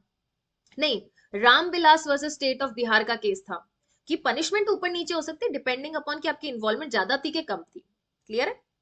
अंडरस्टूड? ये बरेंद्र कुमार वाला। हाँ तो, हाँ तो इसमें चोरी करने गया था, मर्डर करने पर कर दिया ना मर्डर, ऑन द स्पॉट बन गया ना। अब पैसा डिमांड कर रहा है और वहां पे अगर शॉट कर दिया, तो जब आपको पता है कि आप पैसे लेने गए हो, हैंड गन है, तो क्या आपके साथ वाले व्यक्ति को पता नहीं कि बंदूक किसके लिए लेके जा रहा है, कि अगर उन्होंने रेजिस्ट किया तो वहीं पे ठोक देंगे? सो दिस इज व्हाट, आपके पार्टी को ऑलरेडी पता है, having the knowledge of the thing, कि जो आप एक्ट करने वाले हो इन फर्दरेंस, उसका ये भी एक प्रभाव हो सकता है, इसलिए वो कॉमन इंटेंशन के दोनों लायबल होंगे। कि मैम गया तो चोरी करने था, मर्डर करने थोड़ी गया था, लेकिन जिस तरीके के हथियार से आप लेस थे वो तो आपके साथी को पता है ना, तो वो चीजें हो सकती है इसका अनुमान के साथ भी आप गए हो और आगे वो एक्ट हो जाता है, कॉमन इंटेंशन होगा वहां पे। ठीक है, क्लियर है? देखेंगे हम ऐसे कुछ ऑफेंसेस, मान लो दो लोग गए चोरी करने, चार लोग गए चोरी करने के लिए, सिर्फ चोरी करके आएंगे, बोरा और बस्तरा जो भी था वो लेके गए, चार लोग घर में गए, एक लड़का ऊपर गया, देखा कि एक ब्यूटीफुल लड़की सो रही थी, उसके साथ सेक्सुअल ऑफेंस कर दिया, तो वो पर्सन सिर्फ सेक्सुअल ऑफेंस के लिए लायबल होगा, बाकी सब लायबल नहीं होंगे, क्योंकि ना तो उसके फर्दरेंस में वो आ रहा था, ना प्लान से ये एक्सपेक्टेड था आगे कि वो वहां पे सेक्सुअल ऑफेंस करेगा। तो nature of offence completely different था from what they have planned. लेकिन अगर चोरी करने जा रहे हैं, लूट करने जा रहे हैं, हथियार लेके जा रहे हैं, तो जाहिर सी बात है कि आगे हर्ट, ग्रीवियस हर्ट, मर्डर हो सकता है, हो सकता है, इसकी संभावना आपको पहले से पता थी, और अगर आगे हो गया वो चीज तो 34 लगेगा। क्लियर? यस परिधि जी बोलो।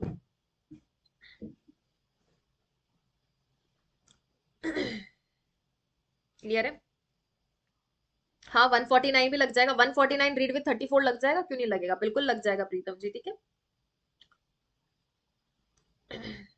बात करेंगे इसकी प्रतिभा जी, अभी आएगा आगे सेक्शन है ना, ड्यूटी वाला सेक्शन पढ़ेंगे इसमें। ठीक है, बराबर। किसका था प्री का, कौन सा क्वेश्चन था, किसका था बेटा, छत्तीसगढ़ का क्या नाम था भैया, एक तो कमेंट्स बहुत छोटे आते हैं। परिधि जी बताओ। अगर नॉलेज ही नहीं है मेहनती जी, क्या सही बोल रही हूँ मैं मेहंदी जी? हाँ, अगर नॉलेज ही नहीं है आपको कि ऐसा एक्ट हो सकता है, जैसे मैंने सेक्सुअल ऑफेंस का बताया, ना नॉलेज है ना एक्ट का ऐसा नेचर है, तो फिर लाइबल नहीं होगा। ये कई बार केस आ चुका है कि एक पर्सन जाके ऊपर ब्यूटीफुल लड़की सो रही थी, उसके साथ सेक्सुअल ऑफेंस कर देता है, तो सिर्फ वो पर्सन रेप के लिए लाइबल होगा, बाकी सब नहीं, क्योंकि what act has been done by that fourth person with respect to sexual offense is completely different from what was planned। चोरी करने वक्त ज्यादा से ज्यादा क्या हो सकता है वहां पे, किसी की पिटाई हो सकती है, कुटाई हो सकती है, theft might turn into robbery, ये हो सकता है ज्यादा ज्यादा, और पांच से ज्यादा लोग नहीं है तो वो रॉबरी रहेगा, उससे ज्यादा नहीं, मर्डर हो सकता है। लेकिन सेक्सुअल ऑफेंस जो कि कंप्लीटली अलग नेचर का है, वहां पे ऑन द स्पॉट अलग अलग प्लानिंग बन चुकी है, उसने ऊपर जाके सेक्सुअल ऑफेंस किया और ये लोग नीचे चोरी कर रहे हैं, तो वो पर्सन अलग ऑफेंस के लिए लायबल होगा और ये लोग अलग के लिए लायबल होंगे। ठीक है, ठीक है, बराबर है। जितनी नॉलेज थी और जितना बेटा आपको पता है कि ये एक्ट संभाव्य है, वो एक्ट करने से पहले उतने तक के लिए लायबल होंगे। तो फैक्ट टू फैक्ट डिफर भी करते हैं, आपको भी फैक्ट्स देखना पड़ेगा जब आपके सामने आएगा। ठीक है, common intention plus nature of the act, वो उस चीज के अंदर ही इंक्लूडेड है कि नहीं है, नॉलेज है कि नहीं है कि ऐसा चीज और फर्दरेंस में हो सकता है, pre planning of the plan में। ओके, प्री प्लानिंग में। चले आगे, डिफरेंस लिख लेना, पीपीटी ले लोगे राजी हो जाओगे, नोट्स नहीं बनाओगे नहीं चलेगा। ये डिफरेंस आपके सबके टेबल में होना चाहिए, ये केसेस शॉर्ट में होने चाहिए, पंडुरंग का केस, रामविलास का केस, वरेंद्र कुमार का केस, तब तो आपके प्री में आ गया, और दो तीन भी केस लॉ के क्वेश्चन आ गए, हमने क्लासेस में कवर कर लिया और आप कर पाए हो, तो जाहिर सी बात है मेरिट निकाल लोगे, क्योंकि 60 to 70% स्टूडेंट्स प्री से सिर्फ दो तीन नंबर से रहते हैं, पूछ लो परिधि जी से भी। और वो दुख बहुत ज्यादा था, क्यों? क्योंकि छोटी छोटी चीज का एफर्ट्स नहीं देते, हम कॉमन स्टूडेंट वाली प्रिपरेशन कर रहे हैं, या तो आपका प्रिपरेशन होता है मेरिट से एक दो नंबर ऊपर ही होता है, या दो चार नंबर, या फिर नहीं होता सिर्फ दो चार नंबर से, हाँ कि ना? और वो दो चार नंबर से क्यों नहीं हो पाता, और हमें पांच छह नंबर का गैप कैसे फिल करना है, कुछ एक्स्ट्रा पढ़ के। सेशन ओवर करेंगे, मिलेंगे कल की क्लास में। So that was all from my side in today session, I hope you all have enjoyed this session, we will meet in another new session, till then thank you so much.